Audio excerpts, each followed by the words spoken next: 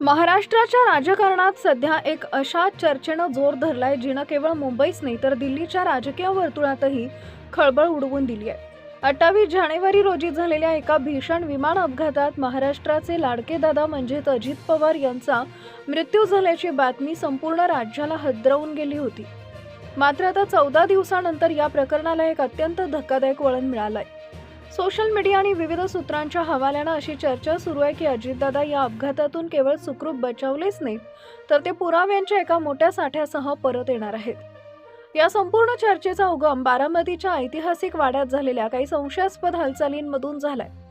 सूत्रानुसार काल मध्यरात्री बारामतीतील पवारांच्या निवासस्थानी काही गुप्त गाड्यांचा ताफा शिरला। या गाड्यांमधून कोण उतरलं हे अधिकृतपणे समोर आलं नसलं तरी दबक्या आवाजात अशी चर्चा आहे की ते स्वतः अजित पवार होते।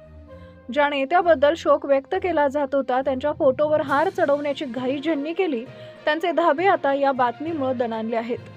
व्हिडिओमधील सर्वात मोठा दावा म्हणजे दादांकडे असलेली एक जिवंत फाईल असं म्हटलं जातंय।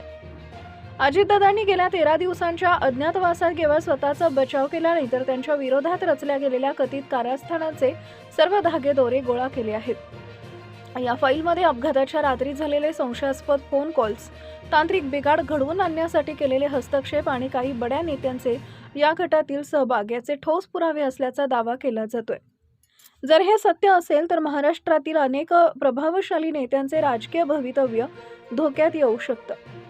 विमान अपघाताच्या तपासात एका 6व्या व्यक्तीचा उल्लेख वारंवार होत होता जो विमानात होता पण त्याचा ठाव ठिकाणा लागत नव्हता। आता अशी शक्यता वर्तवली जाते की तो 6वा माणूस स्वतः अजित पवारच होते। त्यांनी मृत्यूला चकवा देऊन सुरक्षितपणे बाहेर पडण्यात यश मिळवलं। राजकारणातील एक मुरब्बी खेळाडू म्हणून ओळखले जाणारे दादा शत्रूला गाफील ठेवून योग्य वेळी समोर येण्याच्या तयारीत आहेत असं या व्हिडिओत सुचवण्यात आलं आहे। अमोल मिटकरी आणि रोहित पवार यांसारख्या नेत्यांच्या देहबोलीत झालेला बदलही या चर्चेला खतपाणी घालतोय। 10 फेब्रुवारीला दादा जगासमोर येतील आणि संपूर्ण षडयंत्राचा पर्दाफाश करतील अशी चर्चा वारंवार केली जाते।